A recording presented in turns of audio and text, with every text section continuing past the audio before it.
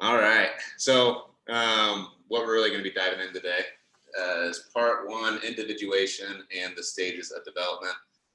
Sounds crazy. I'm going to make sure we break it down, make it simpler. But what do you call it? It's actually based off of the book Ego and Archetype. So it's one that we've pulled some things from before. We've had some discussions around.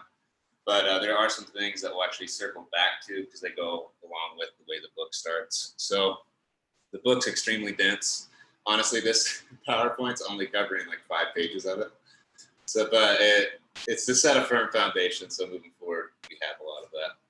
So with that being said, we can dive into it. T, you have to control it on your end. You just, I think if you click the pad with the arrow.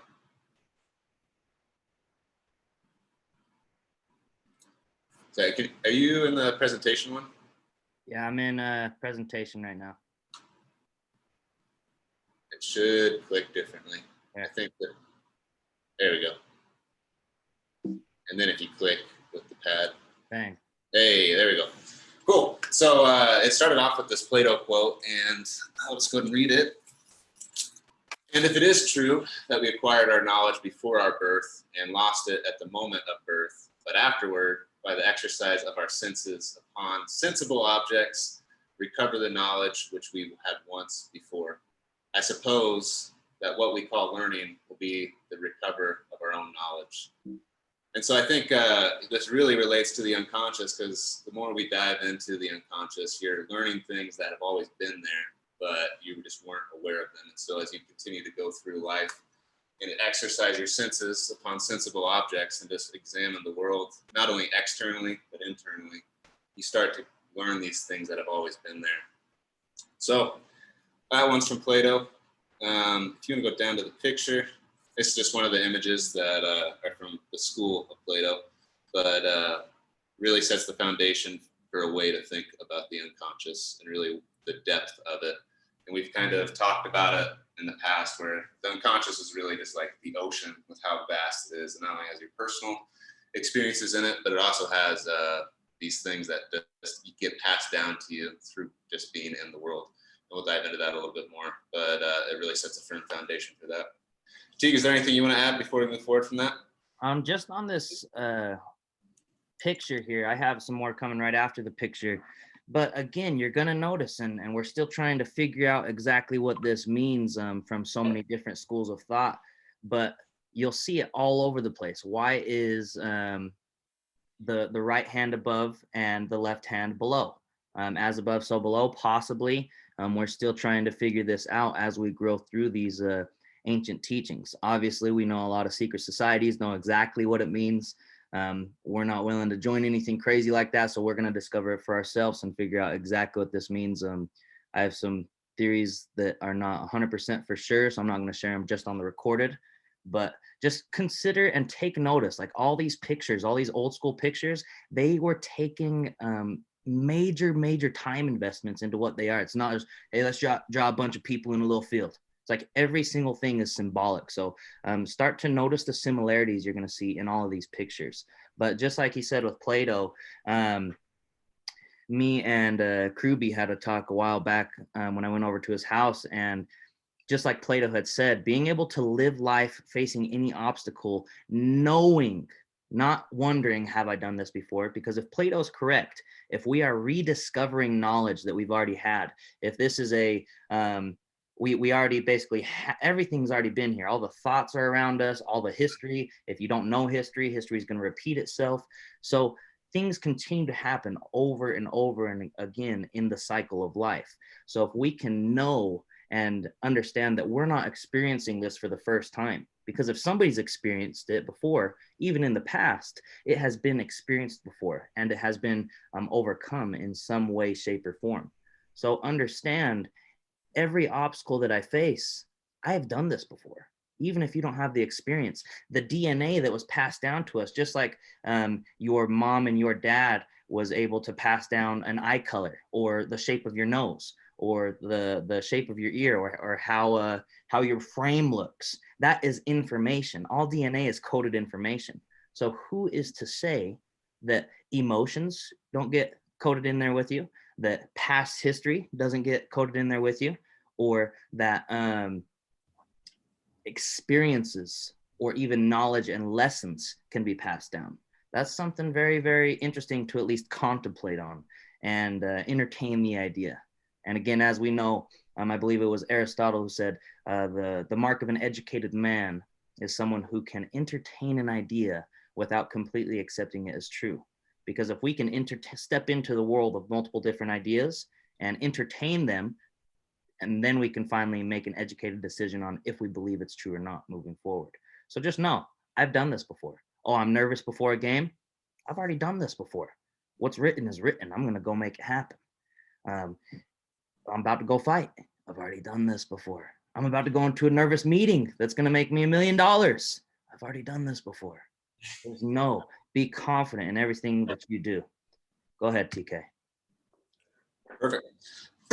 So, man's consciousness was created to the end that it may, and Carl Jung's the one that outlined this, but recognize its descent from the higher unity. So thinking about the overall psyche, and we'll get into the definition of what actually is the psyche, but pay due and careful regard to the source. So the unconscious that springs up all these thoughts and ideas that you have throughout the day, the emotions that you have, and just the life you experience internally. And then execute its commands intelligently and responsibly. So if the unconscious is telling you to do certain things through symbolism in dreams and several different ways within your life, it's actually getting to the point where you can execute the commands, but really understanding what's coming from the unconscious. And then thereby, by doing those things, you afford the psyche as a whole optimum degree of life and development. So if you really start to do all these things, it's going to afford the psyche as a whole. So the whole psychological experience that you have in this life to the optimum level and life and development. And then I see you had something you wanted to throw in there. Yeah, yes, sir. So I'm going to come back up to here. So recognize its descent. So remember, Carl Jung would talk about himself and he would say, let me just move this over here a little bit. He said, I regard the psyche as real. He regards the self as real. So basically, the internal would be more real than the external. And we're going to break into that a little bit deeper in just a second. But this is my interpretation, and interpret it how you will. One, recognize its descent from a higher unity. That is, understand God is giving us the power. This is divine power. This is bigger than us. Yeah, we were born. Yeah, we are the player in the game. Just like the Grand Theft Auto, we're the character in the game. We can maneuver in the world around us, but we aren't the creator of the world. We are the creation. Now, we are many creators because we can create within the world that we were given. But understand that the God is giving us that power. It's descended from something higher than just us, because it made us, it made the plants, it made the animals, it made a space and everything around us. And then be able to pay due and careful regard to the source. So analyze and study this with extreme attention. What the hell is the game around us? We're the character in the game, but what is the game? How do I know how to play it? How do I know what buttons do what? If I do action A, I might get result A. If I do action B, I'm going to get result B. So analyze the world around you. Everybody's like, hey, I'm going to learn. I'm going to go learn. Let's go to college. Let's go to school. Let's go learn from a teacher who's making less money than I want to make ever in my whole life. Or I can say, you know what? Let's go get a master's degree and a PhD in life and get that experience. Understand the experience around us. This is just as much a school as anything, if you treat it as such. Or you can go to school and then you come home and then you don't learn anything else. You stop learning, you turn the brain off. But if you treat the world as a school, you could go to a coffee shop and watch people, and that could turn into a psychology lesson like that. So just take that in consideration. Study this with extreme attention. And then what he said, what TK said, number 3, execute its commands intelligently and responsibly. Listen to the voice and apply it immediately. Listen to that gut feeling. Listen to that, hey, go open that door for that lady. Well, and then you have that quick excuse. Well, I'm busy. I got to run on time. I got a meeting coming up. But your gut said, go fucking open the door. So you go open the door for that lady, and then she says, thank you. And it starts a conversation that leads to an opportunity that's taking you towards your goals. So again, listen to the voice. And the voice isn't always English. It might just be a feeling, but apply it immediately. And then the last thing, number 4, afford the psyche as a whole optimum degree of life and development. So this gives God the most room to work and grow through you. If you are an open vessel to that higher power or to that higher unity, then it can give him the most room to work. If you're like, if it says, hey, let's go serve some people, and you're like, no, I'm just going to serve myself. You chose to close off the valve. It's like a light switch. So a light switch is just a conductor. So this is a cord. You have the power, it shoots through the cord. A light switch, when it's off, it's disconnected. As soon as you turn the light switch on, you connect to the circuit. The electricity can pass and turn the light on.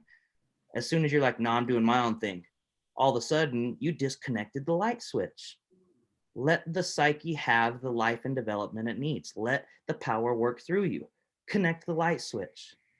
It's not us, it's working through us, if that makes sense. With the left brain and the right brain. Yeah, well said.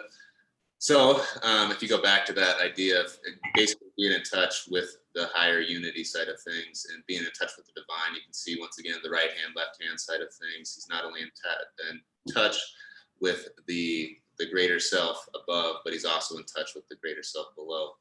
And so we'll continue to talk about these ideas, but everybody's filled with both good and evil. And so a lot of people don't want to look at the things that are below themselves. You can see there's a serpent down at the bottom. But if you look at this type of idea, it's being able to be in touch with both those things and unify it. And if you don't look at the things that are within the depths, you can't actually get in touch with the higher power. So we'll continue to dive into that idea. And really what that means is integrating your shadow, but essentially being able to look at your thoughts as they actually are versus the lies that we paint over them. And so once you can actually do that, you start to be able to get more in touch with the divine because you're starting to see the world more truly as it is. And so over the next couple of weeks, we'll continue to break down the ego's development and all of that. And I think once we dive into the definition of the psyche in this next portion, this will make a lot more sense. But essentially, you want to be able to be in touch with both good and evil and accept your evil for what it is within you. And I mean, to Dimby's point, say we're all sinners. If you have anything you want to say? I was telling T and TK, it's like people don't realize they're evil. We all have evil in us. And you can't just be like, oh, everything's good. Like that's just all emotion. So it's like people go everything off emotion and not rationalizing it. They can't, like I said, you can't get that true in contact with God because they don't understand the full self, the full perspective. So it's just being able to understand we all have evil in us. And we have to understand the good thoughts from the bad thoughts. How do we decipher it? And, like understanding the shadow side of it. That's where we show the greatness and the light of it. The shadow side of it. So being able to just recognize that and understand like there's good and bad in everything. So it's not just all happy and ever after. So it's like you gotta understand there is evil thoughts. So it just goes both hands. Yeah. Truly. And notice this picture again. You have, like we said, the right hand up top. I got my right hand to God, spirit, right? And I'm starting to pick up that every time the right hand's up, it's up into the spiritual side of things, at least on these paintings and pictures. And then you have the left hand usually down below into the physical. A human is not just a physical being. It's a physical and spiritual being. But as you're born into the physical world, so you think it's all of the right hand. I meant the left hand down to the material world. The material is all the earth and everything we can see externally. And the right hand all the way up to God is the spiritual and everything that we can feel internally and see externally around us with that God power, if that makes sense. But look how it's married together and the light is radiating off of the being now because it's connected to both. So just be aware, a lot of these pictures again, and we're starting to pick these similarities out, that the bottom is the physical, and it could be evil. Here, 1 second, please. The bottom could be evil, but it could also just be material.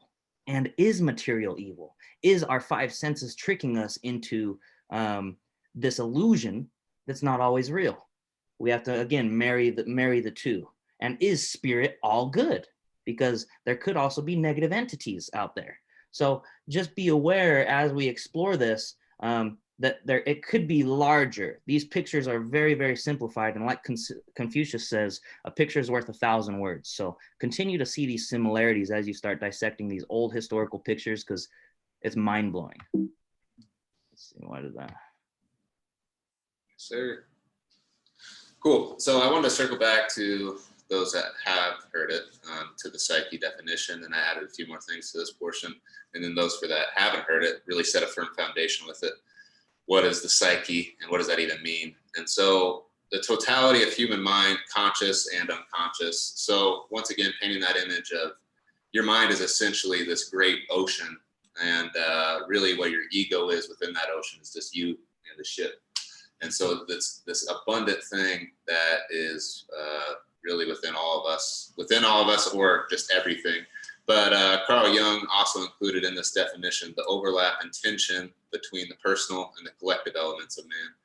So once again, within that ocean, you have both your personal experiences, everything that's happened in your life, all of these things that your parents taught you, and this experiences in school, literally your whole personal life. But then there's also the collective elements of man, and we'll continue to get into what that actually means. But collective meaning throughout all history, you've had certain myths, religions, and things that are within everybody's mind that have really mapped out the inner world for everybody, and the morality that's basically what they deem to be good and evil in the time that they're in.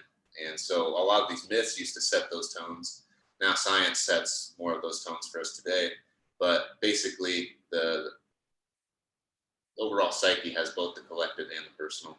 And so psychology is the scientific or objective study of the psyche. And so we're just looking at the psyche. When I mentioned the Carl Jung things, we're looking at the psyche objectively, not getting feelings mixed and involved with it, because we're trying to study the psyche as it is, rather than say, oh, well, I don't think it should be this or that. It's not really up to any of us. It's just the way that it is.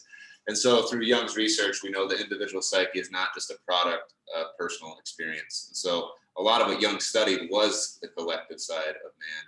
And so a lot of myths, religions, and all these have greater symbolism in them of things that we all experience in our internal world, but we never actually get in touch with them because we're not familiar with the myths anymore.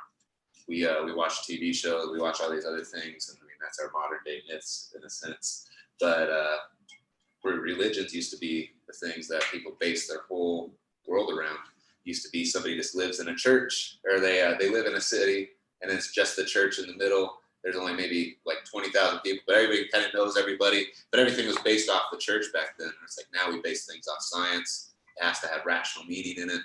But everybody's things that they decided to look at the world, what was good and evil, was based off of, like Christianity or, other things, especially in the Western side, it was Christianity.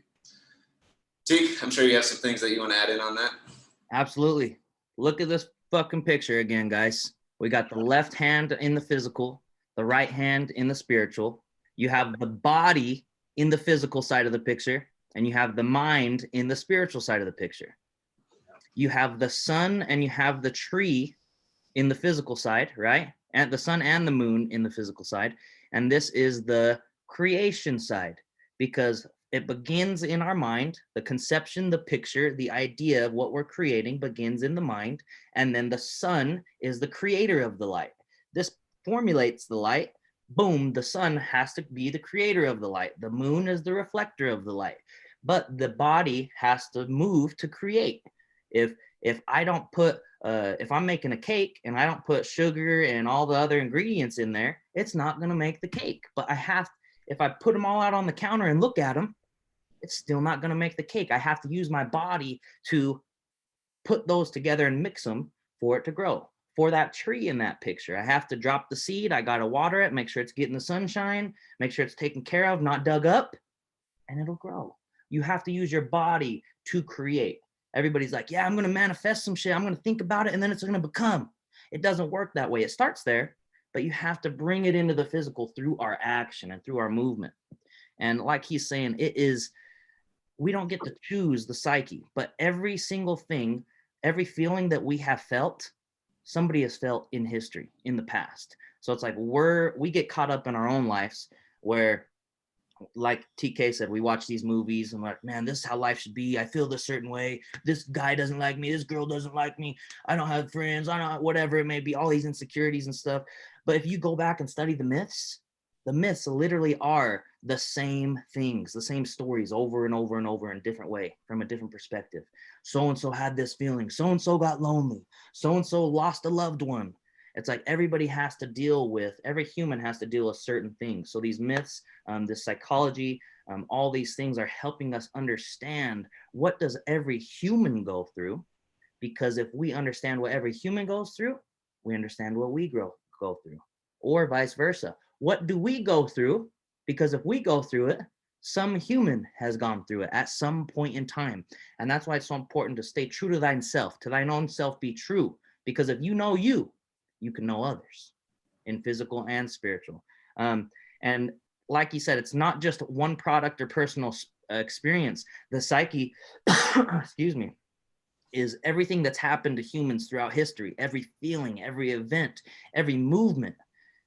And plus, it's not just that alone, it's an equation. It's every experience every human's ever had, plus your experience mixed together. And if you take consideration that your brain is a computer, and the whole time you're living, it's gaining more data, learning about the stuff around it. That helps add into the pie.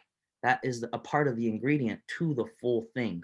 But most people, they forget this other part of the equation. They're like, yeah, just my experience. Well, I know because I felt sad because so-and-so hurt me.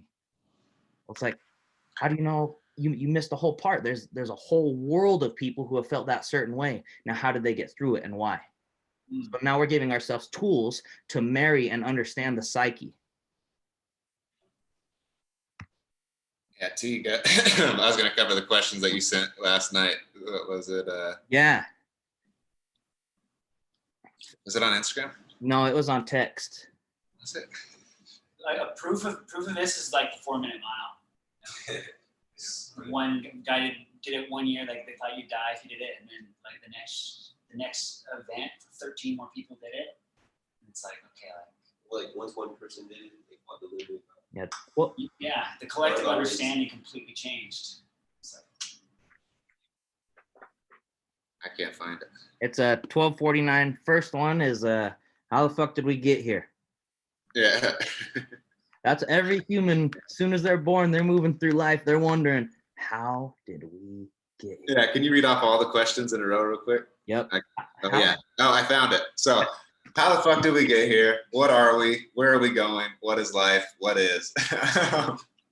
And Teague and I were joking back and forth last night. But those are the questions that myths often paint the pictures for. And so if you go back and look at a lot of Greek myths, if you go back and look at the Christian story as a whole, and just the story of Jesus, and even the Old Testament, all of it has relation to the psyche and these other things that you'll see in other religions. So, of course, there's orthodox ways of looking at religions, but if you do look at the psychological view, those are the type of questions that get painted in a lot of myths for man. And so myths are what give people spiritual meaning, but a lot of people are out of touch with the myths. But Teague, they were your questions, so if you want to add in on that too. No, yeah, that's exactly right. And not only Greek myths, but every religion, every group of people, they all share stories. Like the American Native Indians, they're always talk about, hey, you got two wolves inside you, and whichever one you feed more takes over, right? So there's so many different stories. The storyteller has the power. And even in the Bible, they would ask, why did Jesus speak in parables? Why did Jesus talk in stories? And the reason is because the story stays the same. And as long as the story is laid with truth and laid with principles, you can get it. Let's say I'm at this level of learning. I get it from this perspective. But as I learn, I could hear the same story that's up here as the same spectrum of truth. And as I grow, now I see the story from a different angle. And it's like, oh, it's a new story, but it's the same words. And then you can elevate even further. Boom. Oh, it's a new story, but it's the same words. And it gets deeper and deeper and deeper. It has to be simplified. So stories, the storyteller has the power. So just understand that if you can't relay a message to somebody directly, or you don't know how to get to them with where they're at in their level, paint a picture for them, make a story up. to be able to relate to what they're going through in that specific time in life. And every person goes through this. Again, how the fuck do we get here? And then if you go to another place in the world, they're going to tell you something else than where you're at. And then it's like, what are we? What is a human? You're going to hear 30,000 different things from so many people around the world. Where are we going? What happens when we die? What is life? What is consciousness? Science can't prove that yet. They don't know. Quantum physicists don't know what consciousness is yet. They don't even know what gravity is. And then what is? It's like all this stuff like, is time even real? Is space even real? Is what is around us? And we have to decide that for ourselves, but you got to go inside in order to understand the outside. As within, so without. As above, so below. These are nature's principles here.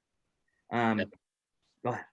I was going to say, well said. And I think another thing to kind of point something that is really consistent across all myths, religions, and even yoga practice is just the idea of death and rebirth, right? Mm-hmm. Like even a common theme that you hear nowadays, like, oh, ego death. I don't know if you guys have heard that, but just death and rebirth. And I mean, if you look at Christ, it's like he carried a cross, got crucified, then resurrected. And then if you look at several other myths, there's always this death first, and they come back a greater self in some type of way. And so those type of things happen to us continually throughout our lifetime. And so a lot of what the diving in of this is like, let's look at those blueprints and start to see throughout all those religions, what are the things that happen in our inner world? Because myths are the thing that paint the picture for the inner world. And so death and rebirth is really one of those consistent things that I think everybody, it's the symbol that's behind the idea, right? You see the symbol is consistent across multiple different myths. And so the psyche has pre-personality or transpersonal dimension, basically everything we were just talking about, which is manifested in universal patterns and images such as are found in all the world's religions. So that just paints the point further. And like you just said, TK, it is found in patterns and images all around the universe. Death and rebirth. A tree in it's cyclical. It's cyclical, however you say that word. Cyclical or cyclical. It goes through seasons. It bears its fruit. It drops its fruit. It dies. It drops all the stuff. It goes through the winter. All the leaves come down. Boom. And then it's reborn. It's cyclical, whatever you want to call it. But we go through these same processes. So every time you basically kill your old self, you're reborn again to be able to burn anew. If that is no longer, if your old self is no longer serving you, you can kill that old version of yourself anytime you choose to, if you have the motivation to really make that real decision. But just like the phoenix again, born again, it burns itself up, and then in the ashes, a new egg is born.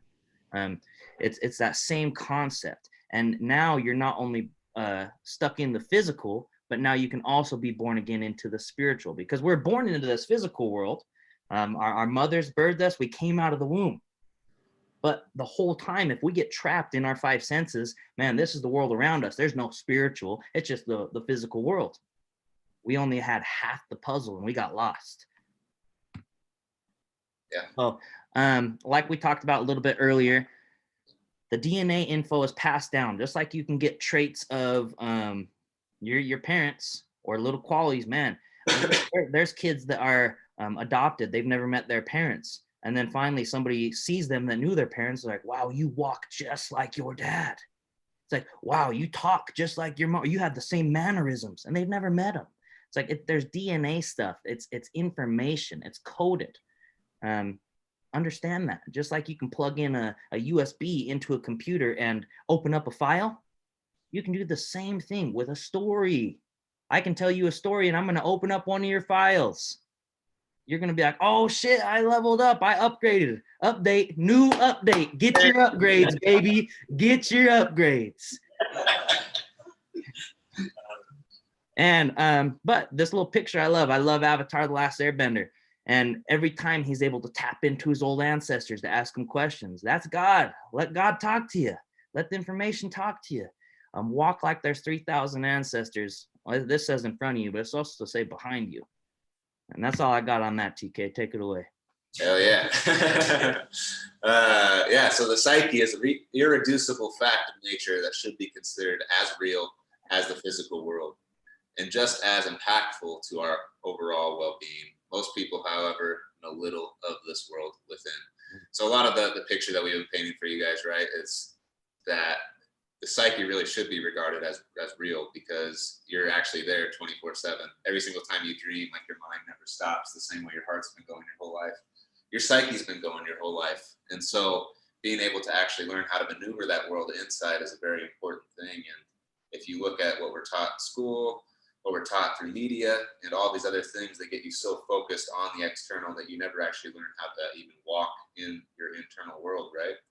And there's very few of these myths taught. There's very few of this symbolism taught throughout anything that people are learning nowadays. And it's almost like we're trying to be drug away from it.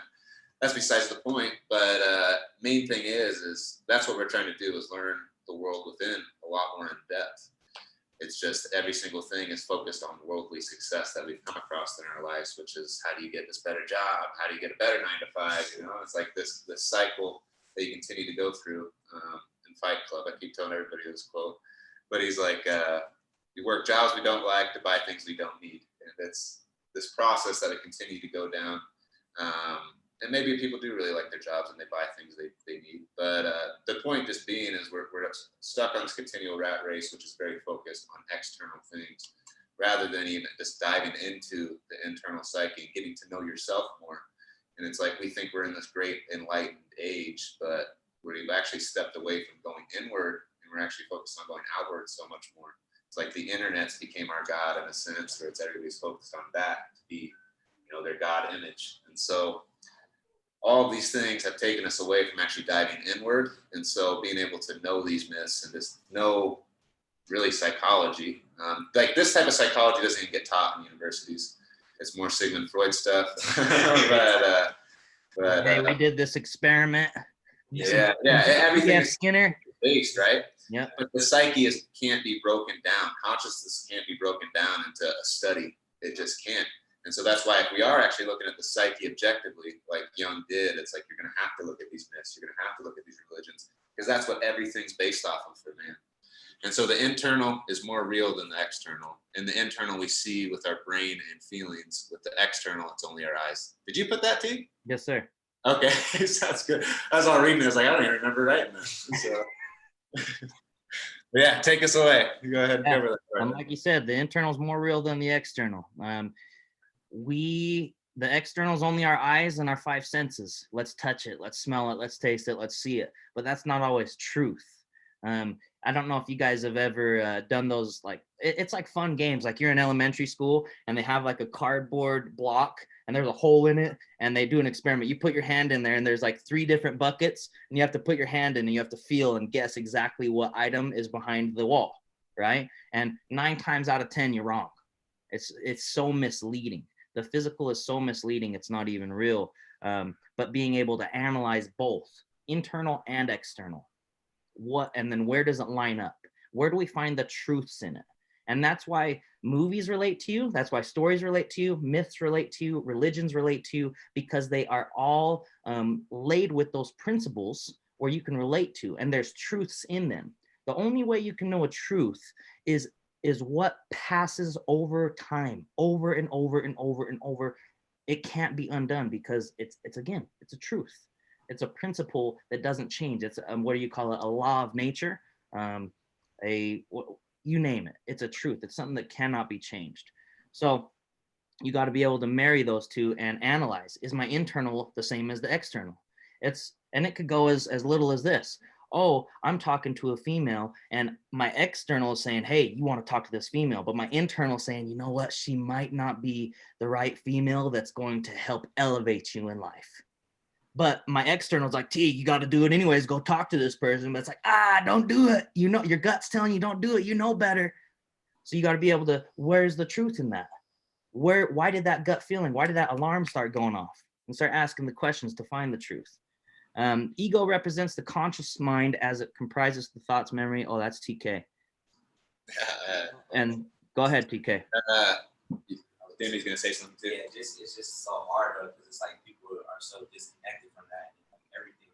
It's like with me growing up, it's like for instance, like with women, it's like you see the dudes that got a lot of girls, they got the money. It's like that's pushed on you, so you want to be cool. You want to like, I want to be like them. And you're not even realizing what they're like. Everything's external.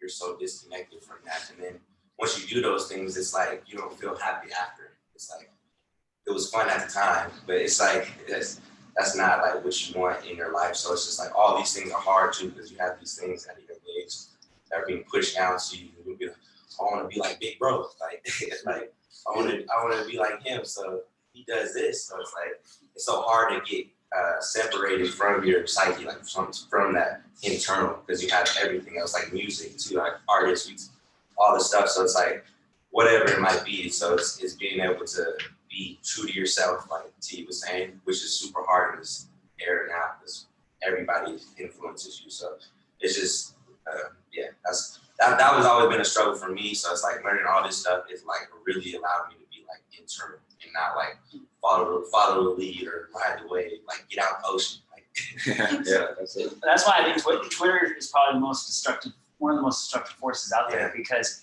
it's constantly having us reference how to react to situations. So we're not trusting our internal.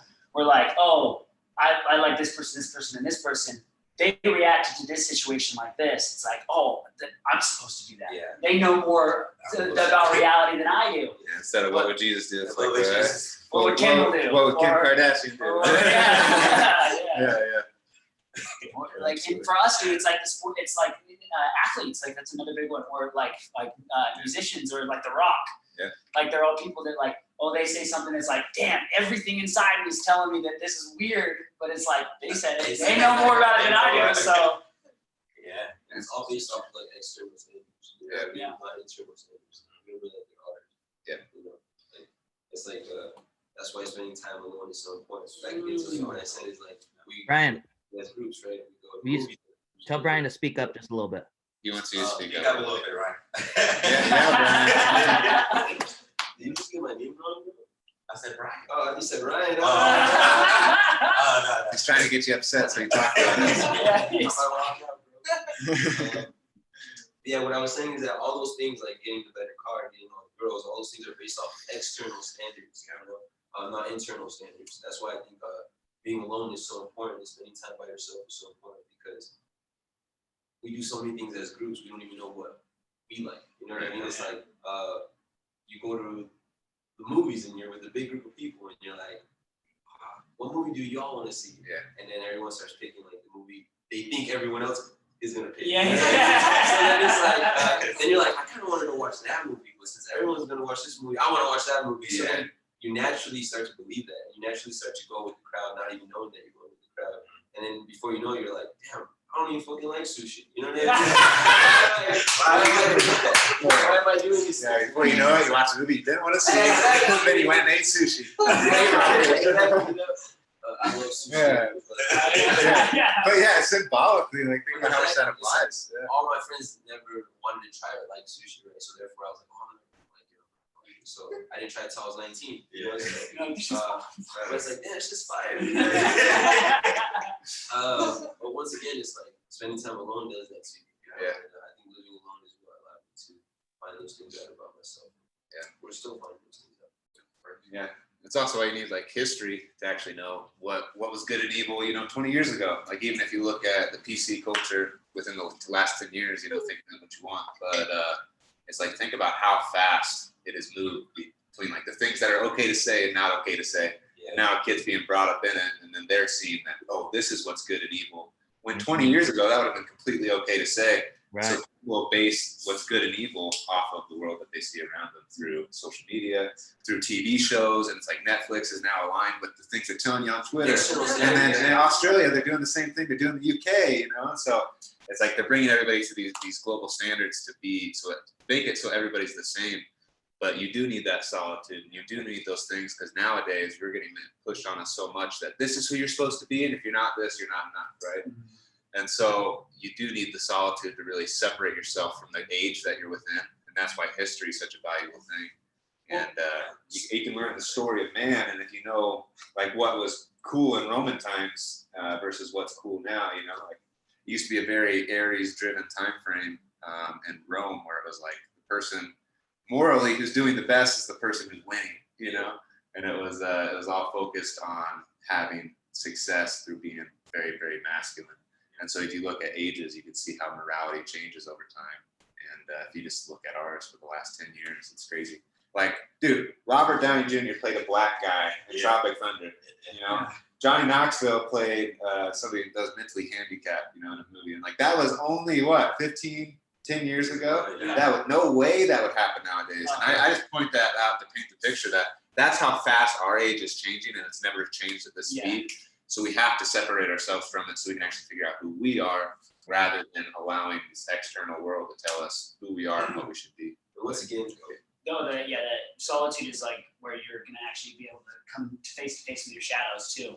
Because if you don't go out and find them, they will find you. You know, in that time where it's dark and alone, and your body, like, that's when they'll strike. They look for a weak point. So it's like, if you don't go and face them, we'll become a victim. Yep.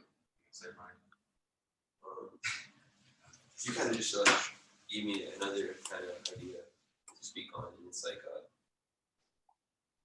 the first thing is understanding that, like, we're not chasing perfection. Once again, we're chasing wholesome. So it's like, it doesn't mean that you got to go out and be alone 24/7. You know what I mean? That's not what that means. It's just like finding a way to kind of marry the two and merge them. You know, you need one, and you need to be alone. You also need to be with other people and be part of both. Once again, we're marrying the two.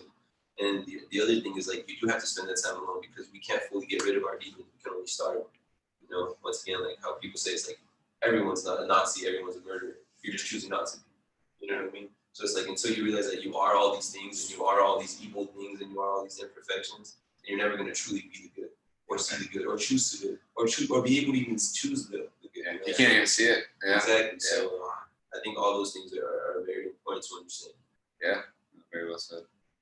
Yeah, and the shadow is something we'll definitely be jumping back into, because it's really that first phase of even going through individuation process and become more of an individual, because that's really what we're looking at. And that's where you, like you said, like, you kind of kill yourself every day and to become better, right? Right. It's like Guido Portal says, he's like, I meditate death daily. You know what I mean? So I always say it's a beautiful day to die. Yeah. Which allows me to live my life to the fullest potential. You know what I mean? Yeah, it's like, true. Yeah, and then the ego represents the conscious mind, as it comprises the thoughts, memories, and emotions a person is aware of. And so I point out the definition of the ego, because in the East, the idea of the ego is a little bit different than the West, or what Jung termed the term ego as. So sometimes ego, somebody, a person's got an ego, they're more so referring to the person's narcissism and just these negative traits that they have. Where the ego in the psychology realm, and like what Jung set the tone before, was more so your conscious mind. So everything you're actually aware of and you have light on within your own internal world. But the ego is largely responsible for feelings of identity and continuity. The personal unconscious contains temporality, forgotten information, and as well as repressed memories. So we've painted this image pretty clear throughout the whole conversation, but the ego's within the psyche. The psyche is really the whole thing, right? But the ego is what you're actually aware of. It's just like, say you had a big old ship, you know, it's like what you're actually aware of from your mind, but the ocean's still lurking below, where it's all these other transpersonal, pre-personal things that you have to dive into. And I threw a woman warrior in here today, because we had some women in attendance. There you go. That's really Ellie playing basketball. Let's go. Let's go. Yeah, and then Teague, if you had anything you want to add in, or anybody? I just meditate on that. The person is aware of. What are we not aware of right now? That's a everyday. What am I not aware of? And people confuse it. Oh, let's get woke in today's society. It's just expanding awareness. That's all it really is. Expanding awareness, continuing to expand and understand that we don't see everything. And that's why it's so important to have a group of people, not just you, because I see right here all the time. But sometimes I need this angle right here to see the correct perspective. So if you can get a group around you to elevate your awareness or expand your awareness faster, the faster you're going to be able to help serve others. So a group of people can expand consciousness and help you, in essence, level up faster than you could on your own. That's why I like our group, because we some diverse. I'm straight. Help each other elevate, and just see different perspectives. Yeah. We all have different experiences that maybe crew goes through, but I don't go through, or Ellie or TK or Brian or everybody. So it's like being able to have different perspectives. It's like that help us grow and understand like true awareness. Like, okay, maybe I didn't look at the angle that way. It's because it didn't happen to me personally, but that's a different side of the angle that we could be aware of. So yeah. That's good. So this is when the book actually gets into more things to do with the ego. So the book is then going to be starting to focus on that ego. So the conscious mind, and how do you actually relate yourself to that ocean, right? And so that's what the whole book's about. It's ego and archetype. But the sun will not overstep his measures. If he does, the Uranese, I think that's how you say it, the handmaids of justice will find him out. So essentially, you may try to overstep your measures, but if you do, the justice inside, essentially, you're not going to get away from your greater self. It's going to know what you did or didn't do. And if you are this big puffed up thing that you are not actually, we'll dive into that more. But if you are inflated in a sense with your ego, your greater self's going to know it. And then basically that's once the world gets you, it forces you to look at your shadow. So is that like lie and delusion? Yeah, so essentially this is somebody who didn't look at their shadow yet. They haven't actually came into touch with their grandiosity and like their narcissism and just they're very self-centered, which is a lot of young people, right? Your greater self's going to know whether or not your ego, because your ego is pulling from something that's way greater than it, but the ego starts to get confused and think that's all it, right? So it's like the king archetype. It's like somebody will look at that and be like, I am the king. And then, rather than saying it's like, no, I'm just using like that king archetype side of things. It's like they start to become the king. But then the self knows they're not actually the king, right? So then they actually have reality hits them in the face, So you can't forget that. Yeah, so you have to stay humble. But It's crazy. yeah, and then ego and self. So the archetypal psyche, which is what we've been talking about this whole time, has a structuring or ordering principle which unifies various archetypal contents. The central archetype or archetype of wholeness, which Jung termed self. So essentially, what we've been talking about, where your psyche is both good and evil, it's literally every single thought, memory. It's also the collective. That gets termed as the self by Jung, and that's a complicated idea, so we're not going to spend too much time on it. We're diving into it more, but it takes some time to truly understand. But essentially, it's you across all space and time within your psyche. T, anything you want to add? Yeah, just on that Heraclitus quote, let me give you an example. There was a guy, I'm not going to name names or where he works, but this is a real story. There was a guy who worked at a place, and he decided he saw everybody else going out 2 weeks, basically paid vacation for COVID. The guy did not have COVID, but he called in and said he was sick. So they sent him out for 2 weeks and he got paid for it. Then he came back and he told the person, and he's like, man, you have COVID? It's like, well, no. Well, what do you mean? No, you're gone for 2 weeks. It's like, well, it was paid. And the guy that was told, he's like, man, he's like, I got to be honest, I'm a little disappointed in that. And the guy's like, well, how come? He's like, well, it's an integrity thing. That's lack of integrity. He's like, well, I hate this place. I have integrity outside of this place. And then right there is where the handmaids of justice got him, because he knew as soon as he made that decision, even though nobody was looking, even though nobody was going to see him, he could get away with it, but he knew it wasn't staying true to himself. And so the handmaids of justice found him out. And so he got to the whole rest of the day, he thought of that. He's like, well, fuck, man, I don't have integrity. And that's a shitty thing to accept. So he didn't want to accept it. He's like, well, I have integrity everywhere else outside of this. And no, that's bullshit. What we do one way, we do always. So just know what you do when people aren't looking is most important. If you know you can't get caught and you still do it, the handmaids of justice are gonna get your ass. I promise. It's just a matter of when and where. So stay true to thyself. And yeah, that's really all I had for that. It's just the psyche, the self, and the psyche is the marriage of all of it. Yep. Yeah. So I think this definition paints it a little bit more clear. But ordering and unifying center of total psyche. So conscious and conscious, just as the ego is the center of conscious personality. So yeah, but in other words, the ego is the seat of subjective identity, and the self is the seat of objective identity. So it's what you truly are versus who you think you are in your personal experience. And the self is thus the supreme psychic authority and subordinates the ego to it. So once again, the self is both good and evil. It's this great ocean. It's also the ego, but everything that goes into the ego comes from the greater self. So it'd be that God image and God the Father, if you will. And the ego, oh, that's you. But even in this cool little image here, you have Teague. First of all, this made me think of you eating the elk the other day. Yes. I got that elk energy. Yeah. But, you can see he has, basically God the Father. He's looking down on the ego, and then you have basically the spirit in between, right? And so you have this thing that actually gets shown to the world who you truly are. And it's all stemming from God the Father. And so it'd be the same equivalent of you being basically, you're just basically the equivalent of you being Jesus and then God the Father who rules over everything. T, there you go. Yeah, and just like you said, ego is me thinking I'm the guy. This is all me, baby. My desires. This is my world. And the self is being aware of that other part. It's like, oh shit, it's partly my world. I live in this world. I can operate and I can create in this world, but there's something else going on. And that power, that big G God is the guy. And I'm the vehicle. And let the Lord's will be done. Yeah. And so that inflation, if you want to scroll back up to that, Teague. Also, I have a question. Okay, go ahead.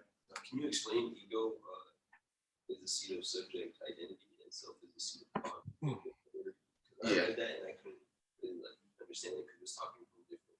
Yeah, so subjective, I guess a simpler way to put it would be like your opinion almost. It's like you choosing what it means. Okay. How would you, anybody else? Yeah, like this, an objective fact of this table is square, but a subjective fact is that this table is pretty. Like I think this table's pretty, and Ty would be like, fuck that table, this table's ugly. And But that's it's still a subjective table thing. nonetheless. But yeah. it's still a table. The objective fact is that it's real, it's here, it's tangible, it's a table. Yeah, that's a good way to put it. Yeah, and then the self would be that objective side of things. So that's what I'm saying. We'll continue to dive into the idea of the self, because it's still a complex thing for me to understand. That made a lot of sense. But yeah, can you scroll back? I didn't get to cover the quote. I was trying to think what I was going to say. Yeah, so this would be the example of ego inflation. Ego is me thinking I'm the guy, right? So it's like thinking I am the king, or I am the warrior, or I am the magician, or I am the lover. Basically, you get raveled up with these archetypes so much that somebody could think I am Jesus. It's like just reincarnated. But it would be somebody getting attached to these ideas that come from the self, and then they start to think they are this great big thing, but they're really just the ego, right? And so when you identify with things like that, not thinking that this power is coming from God, you think you are God essentially. But it doesn't always have to be in that form. But the definition is below. So this is what we'll end it with. But the definition of inflation, because this is what starts everybody off of this cycle, and we're going to dive into the cycle of what is actually the individuation process. And how does that whole cycle continue, the death and rebirth idea? But there's several other things that happen within there. First, you have to be inflated. And so you think that you're greater than the self, and you think you are this awesome thing. But blown up, distended with air, unrealistically large, and unrealistic. Well, I put that twice. So really unrealistically large, and unrealistically large, and unrealistically important, beyond the limits of one's proper size. Hence to be vain, pompous, proud, presumptuous. And so this would be somebody being very narcissistic and getting involved with those same ideas. Not, I get my power from God, I am God, essentially. It would be Kanye and Jesus. So, but somebody thinks they are the God rather than these things come from a higher power. And so if you start to think all the great thoughts that you have are just yourself, or your little self, your ego, bad things will happen. Because you'll get punched in the face by reality because you're not actually that thing. And so, yeah. And then that's what happens. You have this inflated ego, and then life happens, or you voluntarily search it out to look at these things and face your shadow. But a lot of people who are unaware of these things go through the individuation process unwillingly. And so people will start to have to get an inflated ego, so much to the point that they fall out of heaven, essentially. They think they're this amazing thing, and then they fall out of heaven, and then they basically go through hell, and then eventually they'll come up out of hell and, find this better way to live. It's that death and rebirth. So people go through this process, but they don't know they go through this process. And so we'll go through that process. First you get inflated, and then you fall out of heaven, essentially, or you get kicked out of the Garden of Eden. And then essentially you have to find your way back, and then you find a new worldview, and your ego gets redeveloped, essentially. But it all starts with being inflated, and then that is the reality that you have to face. Yeah, that's one of my friends too. I won't name any names. She was saying that one of her friends, same type of thing, got super successful, got super big, and then they started thinking they were the guy. It's all me. And then having people worship him and like doing all this type of stuff, and that just shows his ego got inflated. He got big with the notoriety, the fame, and everybody telling him, "Oh, you're the great," and then people, "Oh, now you should worship me." No, I am God. Like, no. So they got so disconnected from that. So that's a real life story too. It happens to a lot of people, especially with a lot of fame and success that we're all gonna have. That's why we gotta keep God number one, because there's gonna have so much more temptation coming, like just on the level that we already have now. It's crazy. So it's like always gotta keep God first and understand that we gotta be humble. And we're not perfect. We're all sinners, but we have great in us and we have evil in us. But let's decipher the good and the evil, and always try to go for the good, but keep God first. And when you keep God first, essentially you're keeping God as like almost like the answer, right? So it's like you're no longer seeing money and success and fame as like the answer. You're seeing they're just intervals in your life, right? Oh, it's just another fucking day. Oh, I made $1 million today. You know what I mean? It's just another day. Because it's God's money. God. Exactly. That's my study, you know what I mean? Yeah. So it's like, What even is money anymore? Yeah, what is it? That's a whole other conversation. If anybody watches Rick and Morty, and Jerry from Rick and Morty, Yes. I just think of him getting to the pearly gates and be like, "Yeah, fuck all you guys," and God just kicking him out of heaven. And that's what people do. Is like they get up there and they get to something good. They're like, "Yeah, it's me. Fuck everybody. I didn't have any help. It was all me." And it's like, it's the fall out of Olympus. Yeah, Teague, anything you want to add to that one? that's great. One word to wrap her up: pride.